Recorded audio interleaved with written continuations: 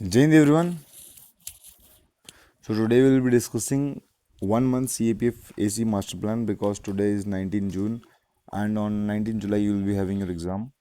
So यार things are still doable. I would not say कि अब आप full preparation कर सकते हो, but yes, if you're an aspirant who has prepared some stuff और last के month में क्या करना चाहिए, I'll tell you.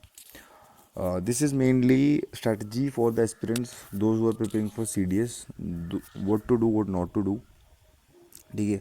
तो फर्स्ट वीक जो है तुम्हारा core foundation polity, I would not से पॉलिटी तुम बस रिवाइज करो. Science is very important because science में अगर तुम देखोगे 25 से 30 क्वेश्चन आते हैं, तो साइंस पे थोड़ा ज़्यादा फोकस करो.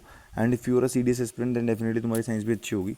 सो first week you should dedicatedly focus on your science. ठीक है. पॉलिटी का जो इंपॉर्टेंट कोर कंसेप्ट है उनको रिवाइज करो.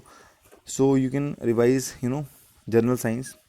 NCERT simple 9 to 10. देखो, कुछ सब्जेक्ट्स होते हैं जिनका सोर्स बहुत स्पेसिफिक है, उसमें से साइंस एक सब्जेक्ट है. 9 to 10 की एनसीईआरटी में से ही क्वेश्चंस आएंगे.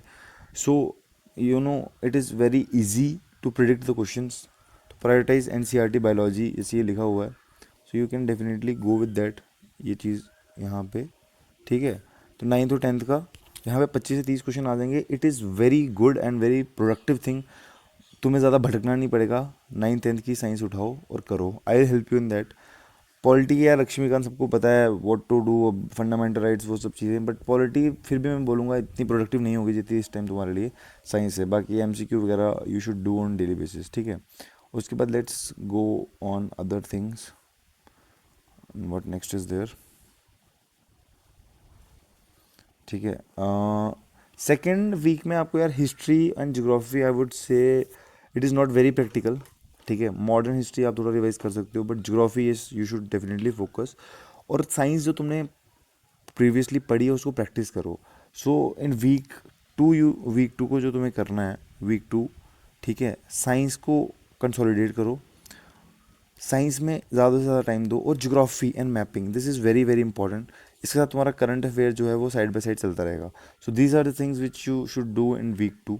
है ना. साइंस को कंसोलिडेट कर लिया और ज्योग्राफी और एनसीईआरटी तुम्हारी होगी.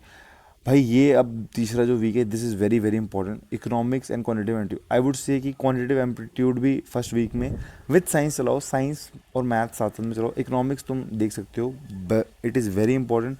12th क्लास की मैक्रो इकोनॉमिक्स, इसके लिए तुम लेक्चर्स, एक तिरंजनी सर हैं डिफेंस वाला के, उनके फ्री लेक्चर्स हैं. और भी किसी भी अच्छे सोर्स से you can follow the lectures.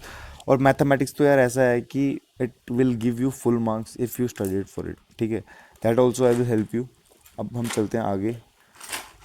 Last is your consolidation. यार देखो, लास्ट वीक में तुम पढ़ोगे कम, you have to revise all the things. So जैसे वहाँ पे बोला है 5 फुल लेंथ मॉक टेस्ट जितने भी तुम देते हो. ठीक है. दृष्टि आई के मॉक्स बहुत अच्छे होते हैं. और भी तुम जो भी चीज़ें हैं, this is not anything static. तुम अपने हिसाब से इसको चेंज कर सकते हो. जैसे यहाँ पे 6 to 8 स्टैटिक जीएस. यार देखो, कुछ भी चीज़ें हैं, nobody is following anybody strategy.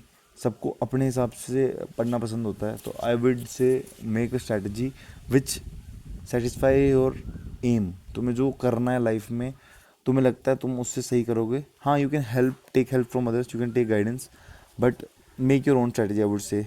ठीक है. और पेपर टू में यार अब तुम्हारे पास ज़्यादा टाइम नहीं है लिखने का. Just focus on content. ठीक है. कंटेंट के लिए अच्छी अच्छी चीज़ें पढ़ो और बाकी पेपर वन पे फोकस करो. Now it's not time for paper two. Current affairs बहुत ज़्यादा इंपॉर्टेंट है, बहुत ज़्यादा इंपॉर्टेंट है. आजकल करंट अफेयर से ही क्वेश्चंस ब्रांच होके आते हैं. जैसे करंट अफेयर सार्क डिस्कस हो रहा था कि why SAARC is still relevant. तो this you should must read because SAARC का तुम्हें पेपर टू में तुम लिख सकते हो, उसमें करंट अफेयर्स आ सकता है. ठीक है. तो इस तरीके से you can have a look on this. बाकी I will be covering topics for you all. ठीक है. हाई यील्ड टॉपिक्स मैंने तुम्हें जैसे बताया, this is very very important. General science is very important. Polity अब यार इतनी ज़्यादा प्रिडिक्टेबल नहीं रही है. यूपीएससी सीएससी के प्रीलिम्स में तुमने देखा. बट आई वुड से जनरल साइंस, करंट अफेयर्स और मैथ्स, ये तीन चीज़ें अगर तुमने अच्छे से कर ली और बाकी तुम्हारा अगर बेसिक बेसिक भी है, सो एक चांस बन जाता है कि तुम क्लियर कर लोगे. लास्ट आता है रिसोर्सेज. रिसोर्सेज वो फिक्स रिसोर्सेज हैं यार. ठीक है. सबसे पहले इसमें मैं तुम्हें बताऊंगा साइंस सबसे ज़्यादा इंपॉर्टेंट है, मोस्ट इंपॉर्टेंट बोलूँगा इसको मैं. उसके बाद तुम्हारा हिस्ट्री की स्पेक्ट्रम, आप पढ़ने का टाइम नहीं है, अगर पढ़ी है तो वेल एंड गुड. और पॉलिटी में लेटेस्ट एडिशन में से सिलेक्टेड टॉपिक्स. ठीक है. सिलेक्टेड वंस टॉपिक्स, उसमें से लास्ट प्रैक्टिस. तो ये सबसे मोस्ट मोस्ट इंपॉर्टेंट है. लास्ट 10 ईयर के पेपर लगाओ, ठीक है, if you want to clear any exam I would say, ठीक है। उसके बाद ये तो चलो लास्ट की मोटिवेशन है, consistency should be very good, balance preparation, ठीक है। अब अगर if I tell you about my scores was 131, I share with you what I want to say you are, अगर आप लोग सीरियस एस्पिरेंट्स हो, things are doable, I'll help you out. My friends who are selected in CAPF assistant commandant, they will help you out, but only thing you need to do is focus.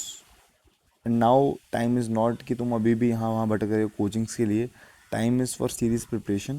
So today at 9 o'clock I'll be having a live class how I attempted the paper, so you can join that class. See you all. Jai Hind.